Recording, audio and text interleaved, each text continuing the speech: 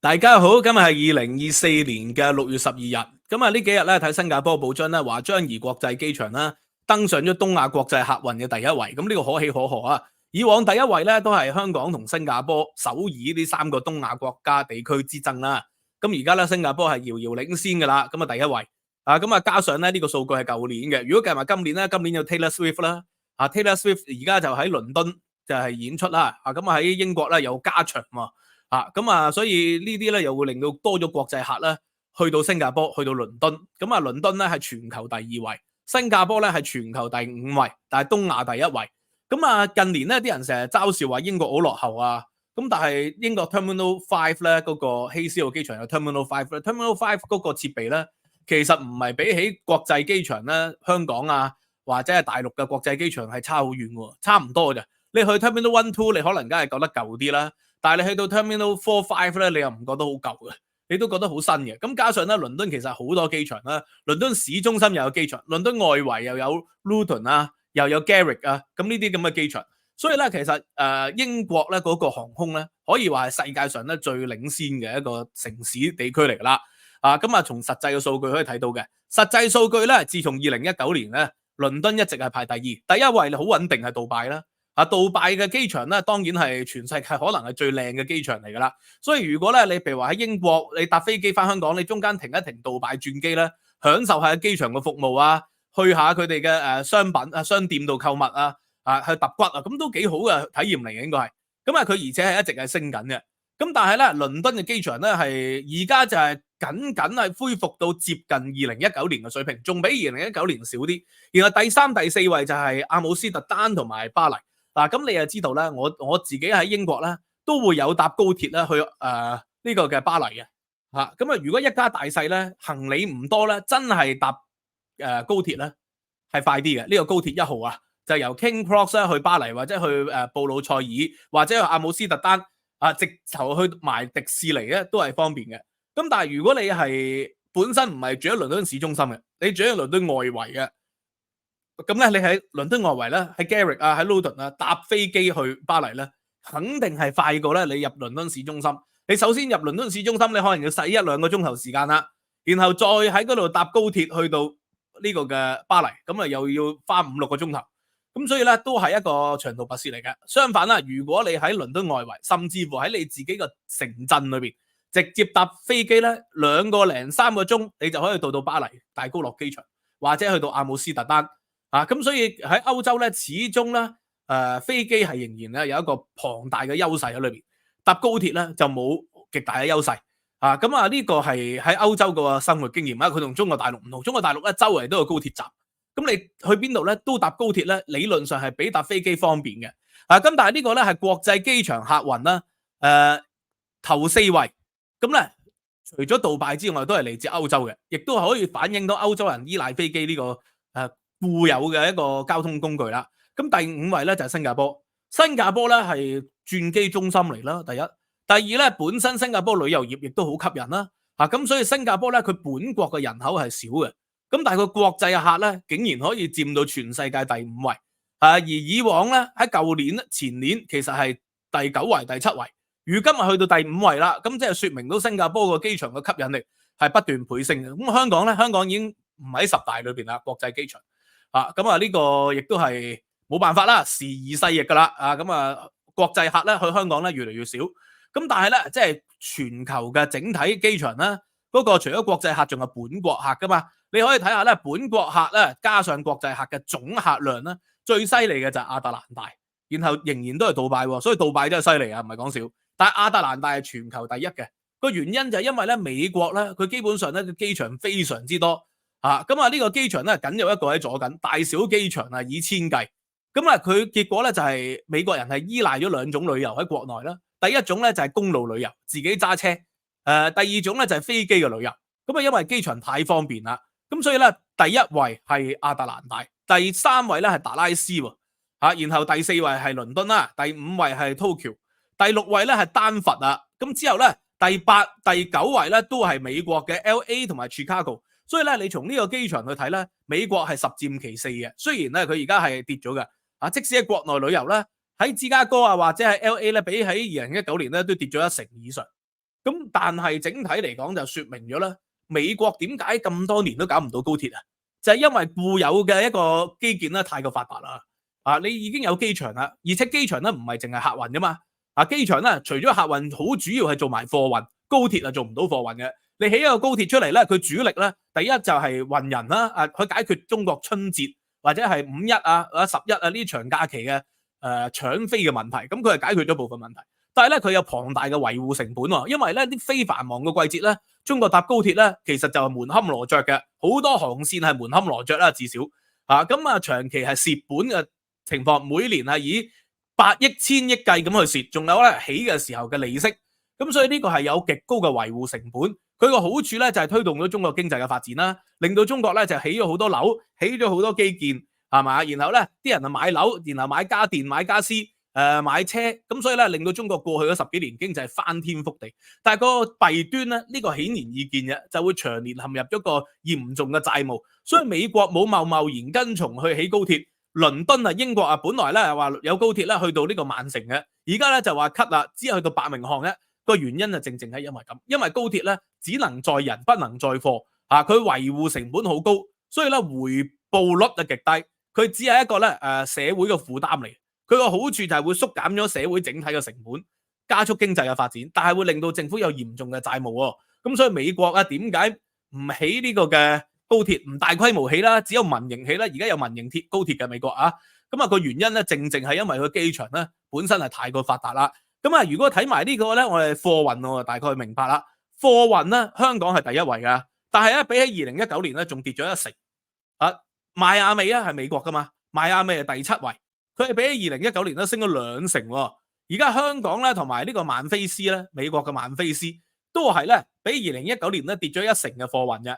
咁香港點解可以做到全球第一嘅貨運咧？呢個好容易理解，因為香港背後就係珠三角。珠三角係作為一個世界工廠為止啦，至少係曾經係世界工廠啦。而家咧就係呢個嘅深圳變成咗世界高科技中心啦，係咪？最近有8度嘅無人車啊，25萬成本一架無人嘅的士，咁已經喺深圳度行走緊啦。咁呢啲中國嘅電動車、無人車出口，喂，好多時候都會經香港去出口喎，搭飛機喎。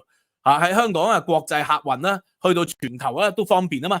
咁所以香港咧個機場咧主要係服務珠三角地區嘅，佢係一個深闊嘅腹地，所以佢個貨運可以做到世界第一。新加坡係貨運咧係不見全球第10嘅，個原因因為佢個腹地咧，馬來西亞咧其實就唔係一個非常之發達嘅國家嚟噶嘛。馬來西亞主要出口都可能係出口啲食品或者出口漁業出口呢個嘅原材料棕櫚樹呢啲橡膠咁，即係幾十年嚟主要都係出口呢啲嘢。佢就冇中國咁犀利喎，中國嘅珠三角咧出口高科技喎，啲iPhone嗰啲好多都要嚟經香港出口喎。咁然後啦，第3位就上海，一個就係珠三角，一個就係長三角嘅工業區。咁呢個當然啦，第4位咧真係我自己都唔知長知識原來係阿拉斯加嘅機場。阿拉斯加咧就冰天雪地喺加拿大側邊噶嘛，咁但係咧佢作為全球第4大嘅貨運中心嚟㗎，喺整個北美至到俄羅斯嘅貨運啦。呢個係一個主要嘅一個據點嚟嘅，咁之後咧好多都係美國噶啦，咁包括呢個嘅 LA 啦，咁但係第10位咧，第10位就係台灣喎，台灣都犀利喎，但係比起2019年都仲係少咗3.2%，咁台灣出口貨物去到全世界啦，去到中國大陸啦，台灣嘅半導體業，而家黃仁勳旋風式訪台，咁所以台灣咧嗰個 AI 產業咧。嚟緊咧，亦都相當之矚目啊！咁所以從呢啲點去睇咧，喂，我哋可以從實際數據去破除咗一啲嘅偏見。啲偏見咧就話，喂，倫敦沒落啊，倫敦沒落極，英國沒落極，都係世界第2嘅機場嚟嘅，國際機場作為世界第2。倫敦嘅貨運咧，亦都係好厲害喎。倫敦嘅貨運咧，佢係佔咗整個歐洲咧，都係數一數2嘅，其實係。咁所以你從呢啲數據去睇，就唔係睇到英國嘅機場咧。好破落咁係因為你成日去可能係送呢個 Terminal 1、2啦，國泰好多時候飛 Terminal 2啦，嗰啲係比較舊啲啦。你搭英航咧飛 Terminal 5咧就好新淨嘅，而且裏邊咧都好多全自動噶啦，check in 咧嗰啲都係全自動，因為請人好難啊嘛，咁所以都係變成咗全自動嘅 check in，咁呢個你都係睇到用數據去睇嘅。咁但係問題咧，政府咧成日講啲嘢咧就講啲唔講啲啊嘛。點解政府講啲唔講啲咧？佢最近咧又反駁啦，話啲人咧國安法啊，令到咧國際投資者就減退，國安法咧就令到呢個嘅即係國際人士啊對香港好有戒心。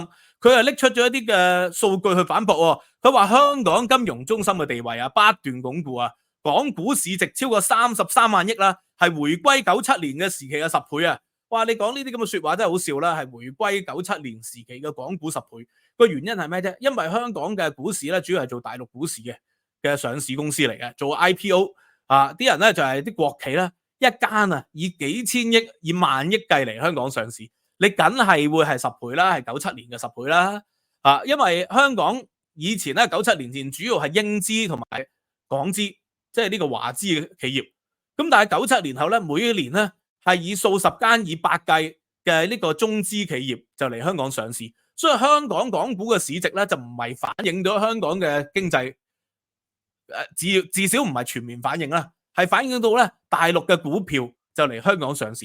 咁啊，佢係話1997年喎，就係而家即係97年嘅10倍。喂，但係佢咧就好明顯係斷章取義啦。點解斷章取義啊？你以2024年去計啊，而家恆指18000點，最低嘅時候跌到14000點，14090幾點，就比起21年啊。當時係31000幾點啊！21年嘅時候，當時嘅港股咧係58萬億嘅市值嘅，咁啊佢話而家係33萬億，咁啊但係2-3年前國安法啱啱落法嘅時候，23條仲未有嘅時候，港股係58萬億喎，而家33萬億，即係跌咗點啊？跌咗40喎，呢個犀利唔犀利啊？損失咗25萬億喎，25萬億港紙喎，咁啊佢好明顯呢個係斷章取義嘅。咁啊，而家加上咧，呢個佢就話：喂，香港咧係家族辦公室啊，遙遙領先啊，2000幾間啊，新加坡得1000幾間嘅。我之前咧專門係講呢個嘅家族辦公室已經講過啦，新加坡咧係得1000幾間，少過香港咧1000間以上。但係佢佔咗全球家族辦公室嘅財富管理咧超過50%。咁即係説明到咧佢少，但係個量少，但係質素高喎。呢個新加坡嘅故事啦，香港唔係喎，香港咧就開咗2000幾間家族辦公室，好多都係大陸人嚟啦，幾百萬就可以搞一間家族辦公室噶啦，每年使幾百萬港紙就得噶咯。其實係個門檻就好低喎，同新加坡完全唔同啊。咁新加坡作為一個亞洲4小龍啊，而家咧已經係遙遙領先噶啦。呢個亞洲4小龍當然啦，韓國咧個經濟總量係最厲害啦，因為韓國人口多，而且韓國嘅科技都好強。咁啊，以呢個嘅2024年咧第一季 GDP 嘅增長第一季啊，咁啊韓國咧係3.3% 增長。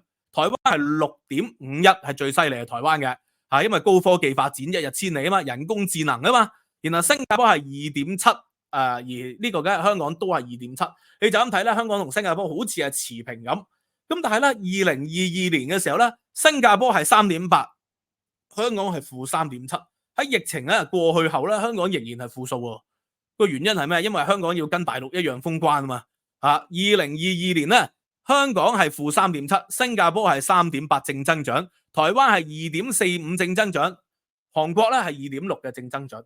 咁所以咧，而家你睇落去好似係即係差唔多，係因為咧佢以往跌得深，基數低咗香港，所以而家你睇到嘅增長咧，幾好喎。其實係有呢一個嘅基數嘅問題考慮喺度啦。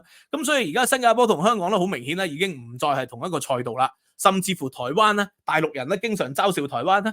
而家咧 AI 全球啊成為咗台灣 AI 嘅一個最重要嘅地方喎。除咗美國以外咧，最重要嘅人工智能嘅地方咧，就似乎喺台灣。咁當然啦，你話中國大陸咧嘅 AI 都犀利嘅，百度仲有呢個新聞報道話有ChatGPT， 然後中國咧有 Chat 視點片，咁呢個都厲害啦，係咪啊？你不斷問習近平一啲中國嘅問題，佢可以用習近平思想嚟回答你，呢個可以深入貫徹學習習近平新時代中國特色社會主義理論基礎，呢個都係好厲害嘅。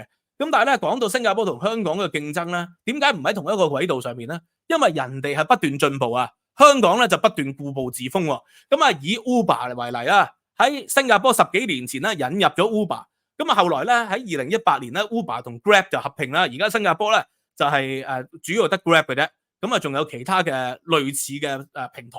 咁但係 Grab 咧就基本上喺新加坡、馬來西亞就稱霸咗噶啦。咁但係問題新加坡就冇好似香港咁抵制呢啲所謂嘅白牌車喎。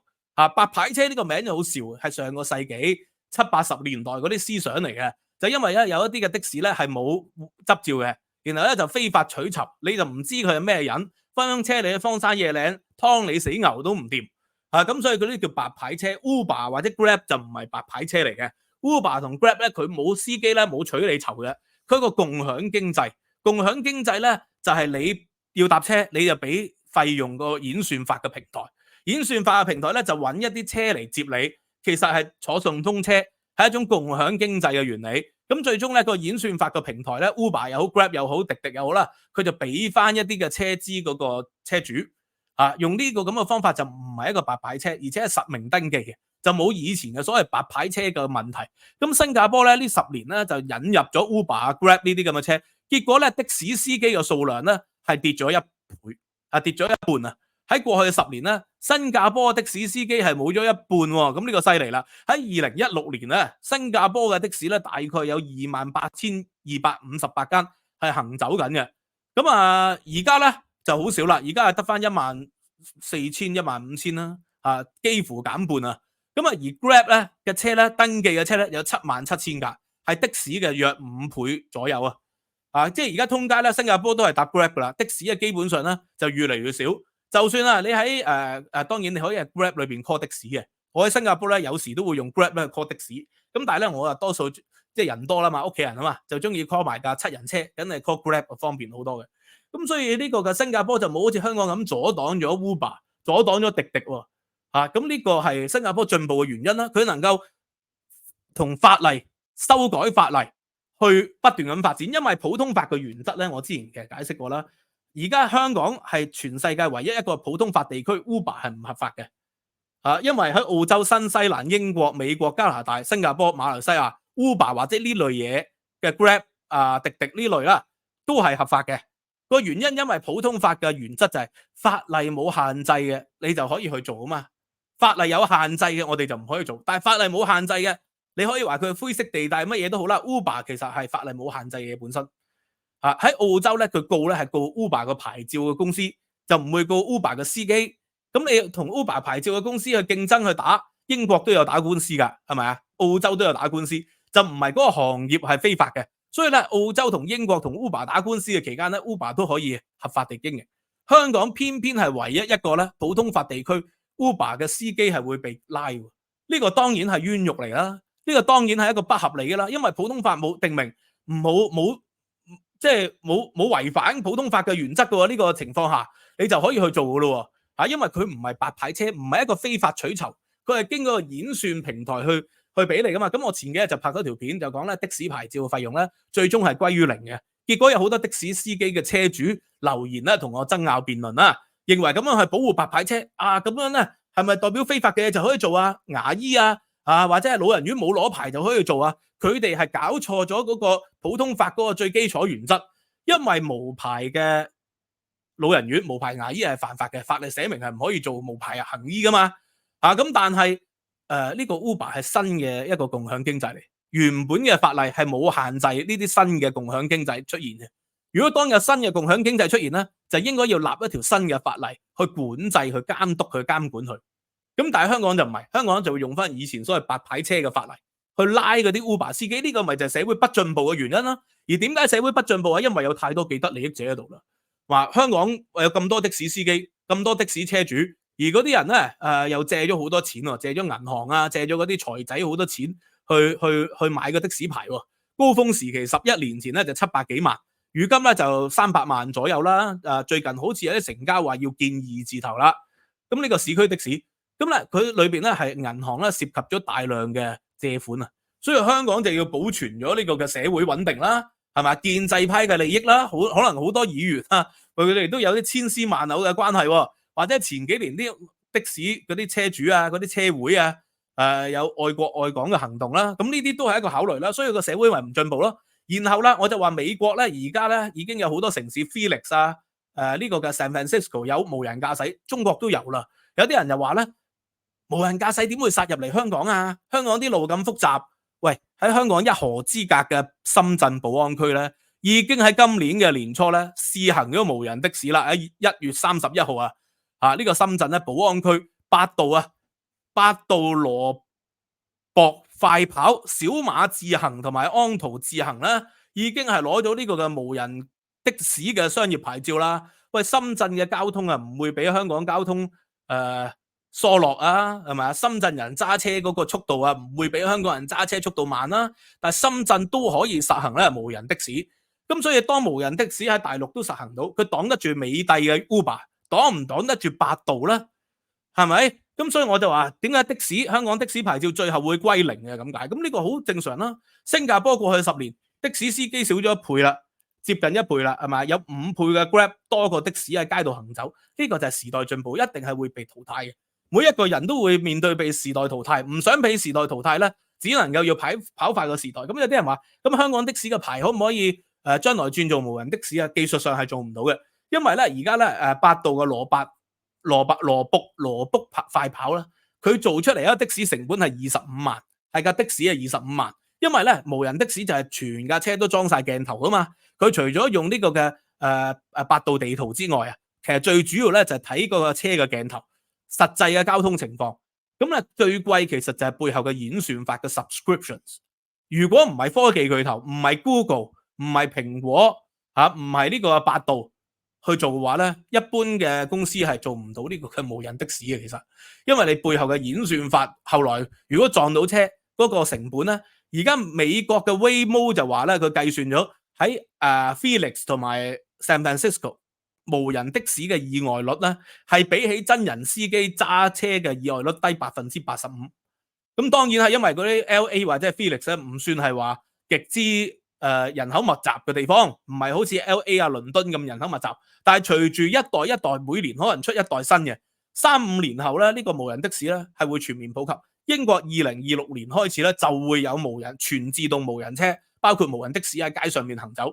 仲有1-2年嘅啫，我等2年後我就買翻格噶啦。以後接送小朋友翻學咧就唔使自己咁辛苦啦，我可以坐喺司機位度讓架車自己行啦。咁長途車亦都可以係咁啦，咁安全啲。咁anyway 今日就講到呢度，咁希望大家咧可以反思下呢個社會嘅嘢咧就不進就則退。咁收費平台 Patreon 咧仲有中國近代史課堂上緊。下個禮拜咧就會講到中國共產黨嘅崛起嘅。希望咧就係香港嘅朋友咧可以參加啦，尤其是公務員嘅朋友啦，因為你哋成日引錯咗嗰啲中國共產黨理論啊，變成高級紅低級黑呢個必然咧係會受到上級咧嘅討厭嘅。講顏色革命又唔知顏色革命係咩，咁所以我鼓勵咧公務員嘅朋友參加 Patreon。如果你係經貿辦嘅官員朋友咧，仲可以推出2人同行1人學費添。